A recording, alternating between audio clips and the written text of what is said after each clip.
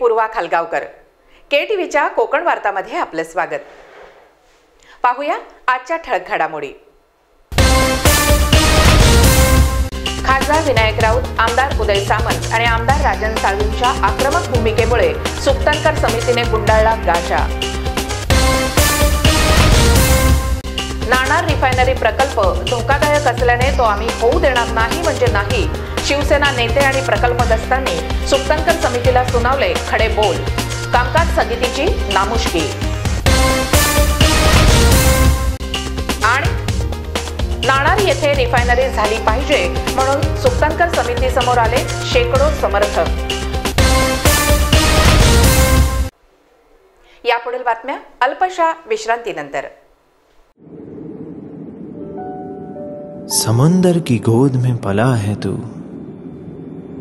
अंगड़ाई लेते ही लहरें शुरू।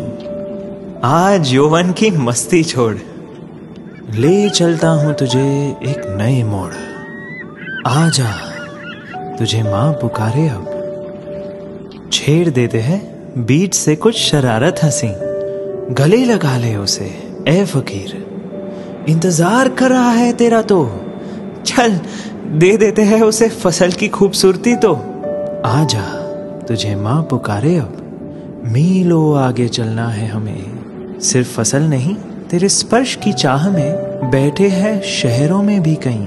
उनके मुख पे भी लानी है मुस्कान, उन्हें भी देनी है एक नई पहचान। आजा तुझे माँ पुकारे अब। फिनोलेक्स पाइप्स पहुंचाए पानी को अपनी माँ के पास। आता वळूया सविस्तर वृत्तांताकडे। राजापूर तालुक्यातील नाणार रिफायनरी प्रकल्पाबाबत कंपनीतर्फे नेमण्यात आलेल्या द.म. सुक्तनकर समितीसमोर खासदार विनायक राऊत, आमदार उदय सामंत, आमदार राजन साळवी आदींनी प्रश्नांचा भडीमार करताच समितीची बोलतीच बंद झाली। 1:30 वाजता आमचा लंच ब्रेक आम्हाला घ्यायचा आहे, तेव्हा आम्हाला कृपा करून तो ब्रेक घेऊन द्या। भुके मारतायत लोक। नाही माझं तर म्हणणं असं आहे की तुम्ही साहेब सगळे जिल्ह्याच्या बाहेरच्या आदरानं सांगतोय, पण तुम्ही आम्हाला सांगता आमचा लंच ब्रेक मी पत्रच राहू शकत नाही। कसला ब्रेक? इथं जे काही तांत्रिक गोष्ट निर्माण झालेली आहे ती पहिली सॉर्ट आउट करून कंपनीने केलं पाहिजे ना। म्हणजे खासदार साहेबांनी 4 वेळा सांगितलं की सुक्तनकर साहेबांबद्दल आदर आहे, कद्रेकर साहेबांबद्दल आदर आहे, या सगळ्यांबद्दल आदर आहे, जिल्हाधिकाऱ्यांबद्दल आदर आहे। तुम्हाला भूक लागली, तुमचा लंच ब्रेक आहे म्हणून तुम्ही उठून जायचं। वो खासदार आहे ते, लोकांनी निवडून दिले 2 लाख मतांनी। आम्ही काय सांगतोय आम्ही भावगी मागणी तुमच्याकडे करत नाही। तुमचे हात वरपर्यंत पोहोचलेले आहेत सगळ्यांचे। तुम्ही फक्त आम्हाला फॅक्स किंवा कशाने तरी आणून दाखवा की आमचं ही जी सुनावणी आहे योग्य आहे, शासनाच्या निर्णयाप्रमाणे आम्ही सुनावणी घेतलेली आहे। विषय संपला ना। तुम्हाला तरी एवढा इगो कशाला पाहिजे? आम्ही एवढं सांगतोय की तुमच्याबद्दल आदर आहे,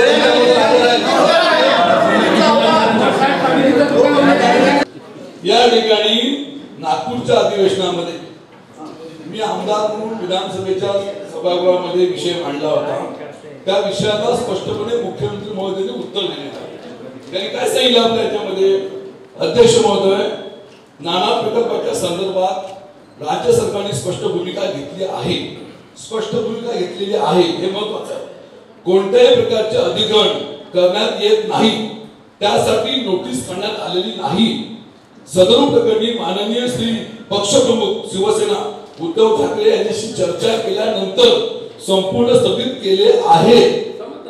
कोणतेही अधिग्रहण करण्यात आलेले नाही। सदर प्रकरणी चर्चा सुरू असून आता कोणावरही सक्ती करण्यात येणार नाही, अशा तऱ्हेचे स्पष्ट संकेत मुख्यमंत्र्यांनी सभागृहामध्ये दिलेले आहेत। सभागृहापेक्षा तुमची समिती मोठी नाही म्हणून ही समिती बेकायदेशीर आहे। माझं एक म्हणणं आहे, जर तुम्ही कंपनीचं जेवढी काही कंपनीची तरफदारी करताय तेवढी करू शकता, अगदी करू शकता। अजिबात त्याच्यामध्ये आम्ही हस्तक्षेप करणार नाही। पण जिल्हाधिकारी कार्यालयाचा दुरुपयोग का करता तुम्ही? हा जिल्हाधिकारी कार्यालय एवढा मोठा पोलीस फौजफाटा आणता, तुम्ही लोकांमध्ये भीतीचं वातावरण निर्माण करता आणि आजूबाजूच्या हौसे रोषानं तुमचं समाधान मानून घेताय का? तुमच्यासारख्या विद्वानांकडून आम्हाला ही अपेक्षा नाही सुक्तनकर साहेब। तुम्ही जे आता कोण येऊन गेले किती स्थानिक किती बाहेरचे, पण तुम्हाला समिती भले तुम्ही कंपनीची समिती काय करायची तेवढं तुम्हाला आयुष्य कंपनीच्या सेवेमध्ये घाला, भगवंताच्या कृपेने तुम्हाला यश प्राप्त हो, पण जिल्हाधिकारी कार्यालयाचा अधिक वापर करायचा तुम्हाला अधिकार नाही. मागील 2 वर्षांपासून नाणार रिफायनरी प्रकल्पाला सतत विरोध होत असल्यानं केंद्र आणि राज्य शासनानं प्रकल्प रद्द करण्याऐवजी त्यांना प्रोत्साहन देण्याचंच काम केल्यानं कंपनीतर्फे सुक्तनकर समितीची नेमणूक करण्यात आली आणि त्यांना रत्नागिरी येथे नेते आणि जनतेच्या विरोधाला सामोरं जावं लागलं. कारण मला काही या समितीवर बसून किंवा तुमच्याकडे इकडे येऊन ह्या वयामध्ये हे सगळं करून तेव्हा मी तुम्हाला एकच कन्क्लुडिंग सांगतो की तुमच्या मनात जर असं असेल की या समितीला काही अस्तित्व नाही किंवा कंपनीनेच नेमलेली आहे, शासनाचा काही त्याच्याशी संबंध नाही, तर याबद्दलचं जे क्लॅरिफिकेशन आहे ते मी शासनाकडून निश्चितपणे मागेन.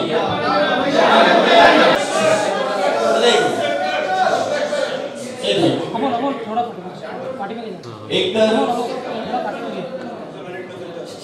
या संघटनेसमोर समितीसमोर माझं ठामपणे मत आणि मी या मतावरती आता खरोखर जे आमचे 14 ग्रामपंचायती तिथे गाव आहेत राजापूरमध्ये.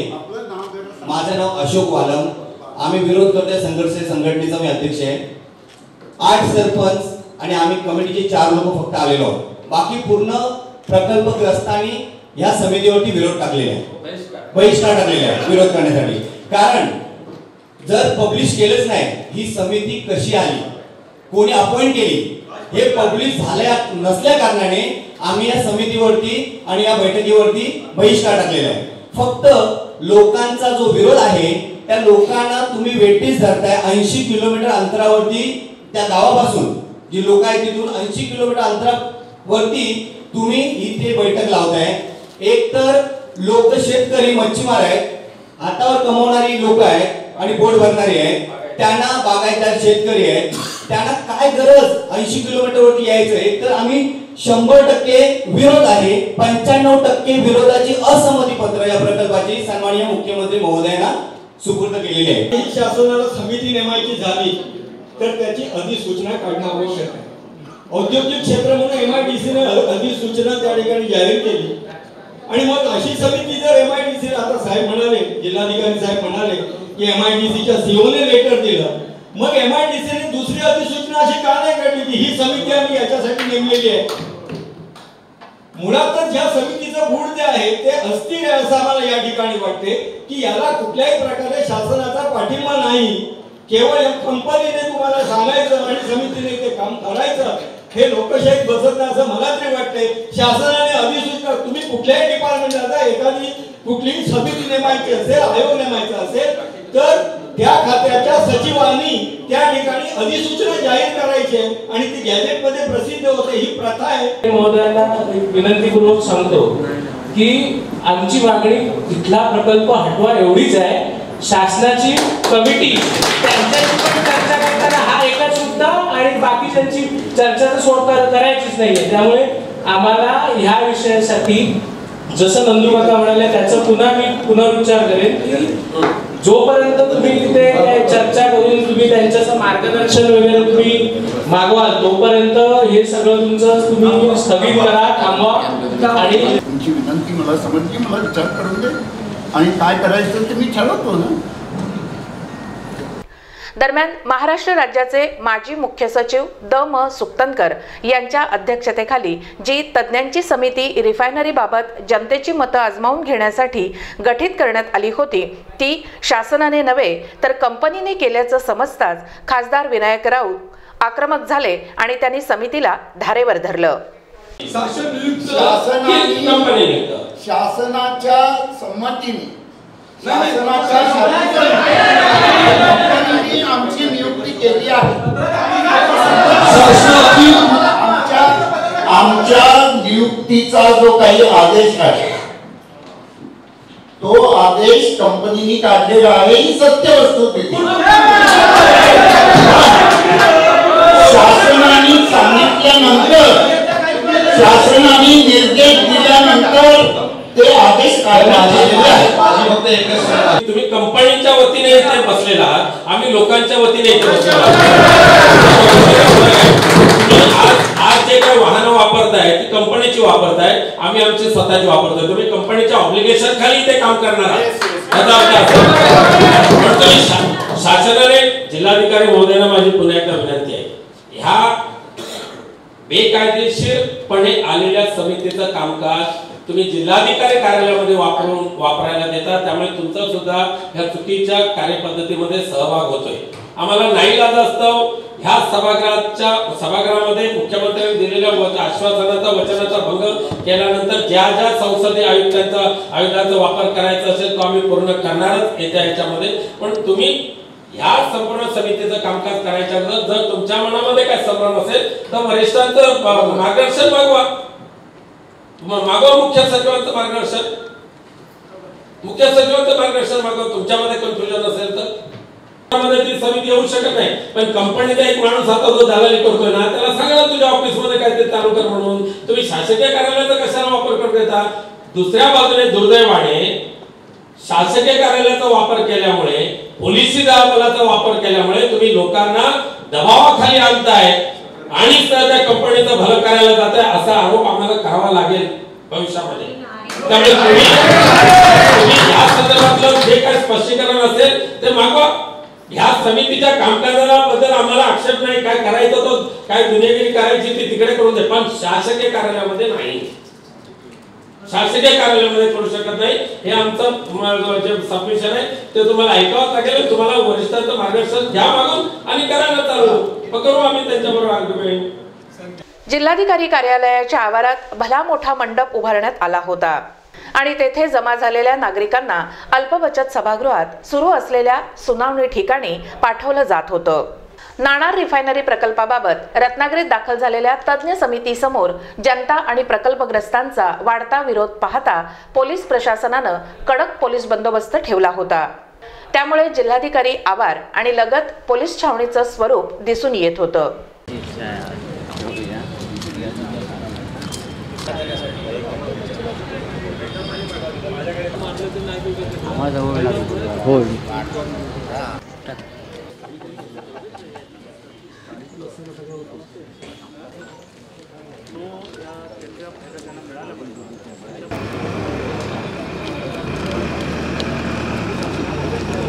या समितीसमोर म्हाडा अध्यक्ष आमदार उदय सामंत यांनी MIDCच्या वरिष्ठ अधिकाऱ्यांना फोन लावून ही समिती शासन अथवा MIDCने नेमली आहे का असा प्रश्न विचारता समोरून उत्तर आलं की ही समिती कंपनीने नेमली आहे. त्यामुळे सभागृहात पुन्हा एकच हंगामा झाला.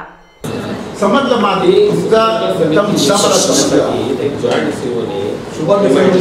MIDCच्या ऑगस्टमध्ये पत्र दिलं होतं, पण सभागृहामध्ये 28 नोव्हेंबर 2018 जो सभागृहामध्ये विषय आला त्यावेळेला तुम्ही आणि माननीय मुख्यमंत्र्यांनी पूर्णपणे ह्या कामाला स्थगिती दिलेली आहे. तरी हे जिल्हाधिकारी आणि समिती joint save MIDC joint save लोकांना हो आम्ही आहोत का तुम्ही यस पूर्णपणे तुमचं पण स्टेटमेंट आहे. तुम्ही स्वतः मागच्या कलेक्टरना पण सांगितलं होतं की जोपर्यंत पुढचे आदेश येत नाही तोपर्यंत काही करायचं नाही. स्वतः मागच्या कलेक्टरना पण तुम्ही स्वतः सांगितलं. हो हो हो हो ओके थँक्यू. तुम्हाला लेखी स्वरूपामध्ये काही मेसेज येत नाही तोपर्यंत तुम्हाला कंपनी नियुक्त समितीसमोर आमची जनता आपले विचार मांडणार नाही. तुम्ही प्रत्येक शेतकऱ्याला आणि मच्छीमारांना 149 ची नोटीस का दिली? त्याने इकडे येऊ नये म्हणून ना.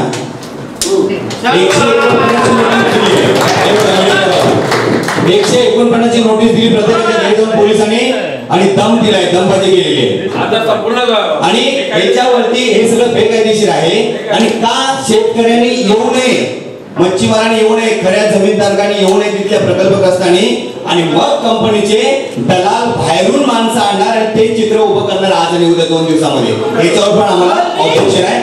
नेते मंडळी, ग्रामस्थ आणि प्रकल्पग्रस्तांचा वाढता विरोध पाहता द म सुक्तनकर समितीने गाशा गुंडाळला आणि काय म्हणाले ते आता पाहूया. कंपनीने नेमलेली ही आहे समिती आहे तर तुमचं म्हणणं आहे तर ही सुनावणी घेऊ नये. तर मी आता काही इन्सिस्ट करत नाही की सुनावणी पुढे राहील.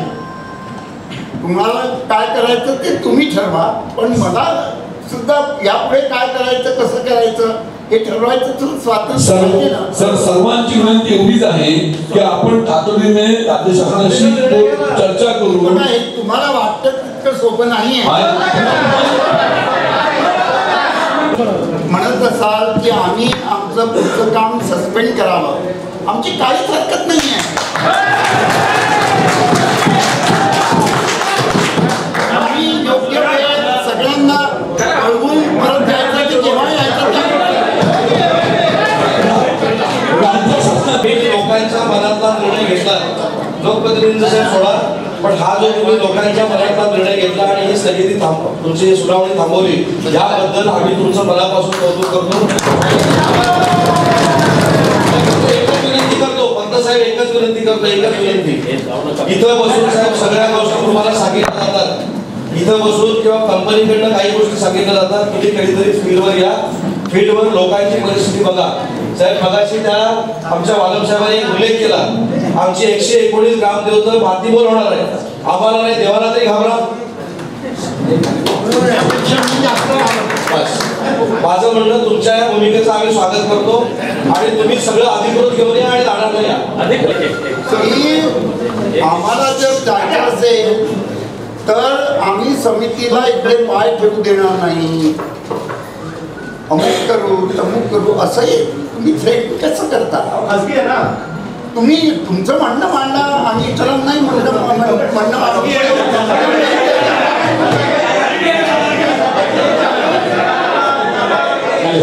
फक्त एवढी विनंती एवढी मान्य करा, तुम्ही साहेब यायचं तेव्हा या, पण एक व्हिजिट म्हणून समितीच्या पलीकडे जाऊन ऐका, एक माणूस म्हणून माझी एक विनंती साहेब ऐका, समितीचे सदस्य आहेत त्याच्याबद्दल आदर आहे, पण एक माणूस म्हणून कधीतरी 2 दिवस नाणारला भेट द्या आणि त्याच्यानंतर समिती घेऊन या. प्रत्यक्ष बघा आणि कदरेकर साहेबांना पण साहेब विनंती आहे की रत्नागिरीतल्या जिल्ह्यातल्या लोकांचं म्हणणं असं आहे या समितीच्या बाबतीमध्ये जे आता आम्ही निर्णय घेतलेले आहेत ते कदरेकर साहेबांनी आमच्याबरोबर राहावी, आमची विनंती आहे. दरम्यान राजापूर, नाणार पंचक्रोशीतील काही मच्छीमार, काही प्रकल्पग्रस्त आणि काही सामान्य नागरिक यांनी मात्र नाणार येथे रिफायनरी प्रकल्प झाला पाहिजे असं आपलं मत समितीसमोर मांडत होते, असं दिसून आलं. शासनाने आपल्या हातात ठेवा त्या घोड्याचा, ही भूमिका. निवडणुका आहेत, निवडणुकानंतरचं चित्र हे काही अनिश्चित असतं, ते आता सांगू शकत नाही. पण जे काही विद्यमान सरकार आहे त्यांनी या संदर्भातला निर्णय तातडीनं घ्यावा आणि हा तातडीने निर्णय जो घेण्यात येईल हा जनतेच्या फायद्याचाच असेल असं माझं ठाम मत आहे. आणि म्हणून या आजच्या सन्माननीय सुक्तनकर साहेब आणि त्यांच्या समितीने या संदर्भामध्ये ठाम निर्णय घ्यावा. आणि आता हे जे ग्रीन लोक या ठिकाणी प्रातिनिधिक स्वरूपामध्ये आलेले आहेत याच्या भावना आपण नोंद करून घेतलेल्याच आहेत. हा पूर्ण आवाज शासनाकडे देऊन लवकरात लवकर हा प्रोजेक्ट कसा सुरुवात होईल या दृष्टीने आणि देशाच्या भवितव्याच्या दृष्टीने हा प्रोजेक्ट सुरू करावा अशी मी सन्माननीय सदस्यांना विनंती करतो. जय. पण अतिशय जबरदस्ती करून आणि आम्ही ऐकणार नाही आणि कोणी ऐकून घ्यायचं नाही असा जो राजकीय पक्षांचा आणि इतर सामाजिक संस्थांचा जो हा चाललाय, जबाबदारी चालली ना, त्यामुळे हे लोकांपर्यंत पोहोचत नाही. दडपशाही प्रचंड प्रमाणात वापरली जाते. त्यासाठी एनकेन प्रकारे सगळ्या गोष्टींचा तिथे वापर केला जातो. म्हणजे अगदी देवदेवतांच्या समोर नारळ ठेवून म्हणजे धुळेबावड्या चौकाची जी जनता आहे त्यांना त्या ह्याचा पण वापर करून त्यांना थांबवलं जातं. लोकांपर्यंत पोहोचण्याचा प्रयत्न झाला नाही अशातला भाग नाही. प्रशासनाने प्रयत्न केला, कंपनीनेही केला, पण आम्ही ऐकणार नाही आणि कोणी ऐकून घ्यायचं नाही. हा जो प्रकार आहे त्यामुळे जनता दबलेली आहे. मी गेली 40 वर्ष देवगडमध्ये आमची एक बाग आहे, इकडे 65 एकरमध्ये बाग आहे. गेली 40 वर्ष मी आंबा बागायदार आहे. पण प्रकल्प जर चांगला येत असेल आणि लोकांचं जेव्हा भलं होत असेल तर आमचा काही त्याला विरोध नाही. आम्ही आमच्या बागायदाराला तयार आहे, फक्त आम्हाला त्याला मोबदला योग्य मिळायला पाहिजे. अशा पद्धतीने आम्हाला त्या कंपनीकडून सांगितलेलं आहे आणि त्या ठिकाणी सगळ्या प्रकारच्या सुविधा त्या ठिकाणी असतील. बँक, पोस्ट ऑफिस, म्हणजे ज्या ज्या जीवन पद्धतीला ज्या सुविधा आवश्यक आहेत त्या सुविधा त्यांना त्या ठिकाणी उपलब्ध करून दिल्या जातील असं त्यांनी आम्हाला सांगितलेलं आहे. तर त्या संदर्भात आणखीन आमच्या काही सूचना असतील त्या आम्ही वेळोवेळी साहेबांकडे मांडू. रत्नागिरी येथील अल्पबचत सभागृहात कंपनीतर्फे आयोजित द म सुक्तनकर समितीमध्ये कोकण कृषी विद्यापीठाचे माजी कुलगुरू डॉक्टर श्रीरंग कद्रेकर, अर्थतज्ञ अभय पेठे, ज्येष्ठराज जोशी या तज्ज्ञांसह जिल्हाधिकारी सुनील चव्हाण हेही उपस्थित होते. सुक्तनकर समितीसमोर आपली सडेतोड मतं व्यक्त केल्यानंतर पत्रकारांशी बोलताना खासदार विनायक राऊत, आमदार उदय सामंत आणि आमदार राजन साळवी यांनी कंपनी आणि समितीच्या कार्यपद्धतीबद्दल जाहीर नाराजी व्यक्त केली. सुक्तनकर समितीसारखं एक बेकायदेशीर समिती या जिल्ह्यामध्ये येते. जिल्हाधिकारी कार्यालयाचा वापर केला जातो. बेकायदेशीरपणे सभागृहाचा अवमान करून या ठिकाणी जिल्हाधिकारी कार्यालयाचा वापर केला गेला आणि त्याचबरोबर संपूर्ण रिफायनरी परिसरामध्ये 149ची नोटीस देण्यात आली ग्रामस्थांना आणि त्यांच्यामध्ये भीतीचं वातावरण निर्माण करण्यात आलं आणि त्यामुळे अशा पद्धतीने दडपशाही वृत्तीने ह्या समितीच्या माध्यमातून कामकाज रेटण्याचा जो प्रयत्न केला गेला त्याला आम्ही हरकत घेतली. जिल्हाधिकाऱ्यांना सुद्धा आम्ही त्यांच्या पद्धतीने जिल्हाधिकारी कार्यालयाचा तुम्हाला वापर करू देता येणार नाही हे आम्ही या ठिकाणी सांगितलं आणि सुक्तनकरांसारख्या एका ज्येष्ठ प्रशासकीय अधिकारी होते त्यांच्यासमोर आम्ही बाजू मांडलेली आहे समितीच्या वैधतेबद्दल आणि त्यामुळे त्यांना ती पटली. त्यांनी त्यांचं कामकाज आटोपतं घेतलं. मी स्वतः जॉईंट सीओशी बोललो. त्यांनी सांगितलं की विधानसभेमध्ये आश्वासन द्यायच्या अगोदर एक फक्त नॉमिनल पत्र दिलेलं होतं, परंतु ही समिती जी नेमलेली आहे ही पूर्णतः कंपनीची समिती आहे, त्याच्याशी शासनाचा कुठचाही संबंध नाही आणि ही जी समिती नेमायचं पत्र दिलेलं होतं ते विधानसभेमध्ये मुख्यमंत्र्यांनी आश्वासन द्यायच्या अगोदर नेमलेलं होतं आणि त्याच मुद्द्यावर खासदार साहेबांनी, राजन साळवे साहेबांनी, बालमांनी आक्षेप घेतला आणि त्याच्यामुळेच ही समिती काशा गुंडाळून परत गेलेली आहे. जनतेचा प्रश्न आम्ही सभागृहामध्ये मांडला. तो सभागृहाने मांडल्यामुळे त्यामध्ये उद्योगमंत्री सुभाष देसाई साहेबांनी उत्तर दिलं. त्यालाच उत्तर माननीय मुख्यमंत्री म्हणून दिलं. त्यामुळे स्पष्ट त्यांनी केलं होतं त्या विधानामध्ये की समितीचा उल्लेख त्यांनी केला गेला नव्हताच, परंतु संपूर्ण हे काम स्थगित करण्यात येत आहे असं स्पष्ट निर्देश त्यांनी दिले होते.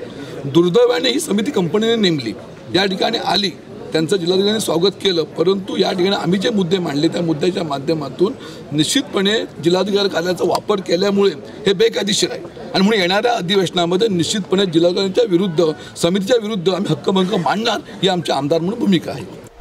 दरम्यान उद्योगमंत्री शिवसेनेचे असतानाही नाणार रिफायनरीबाबत सर्वांची मते जाणून घेण्यासाठी सुक्तनकर समिती रत्नागिरीत येतेच कशी असा खडा सवाल स्वाभिमान पक्षाचे रत्नागिरीचे जिल्हाध्यक्ष रवींद्र नागरेकर यांनी उपस्थित करून शिवसेनेवर कडक शब्दात टीका पत्रकारांजवळ बोलताना केली आहे. शेवटी पुन्हा एक नजर ठळक घडामोडींवर.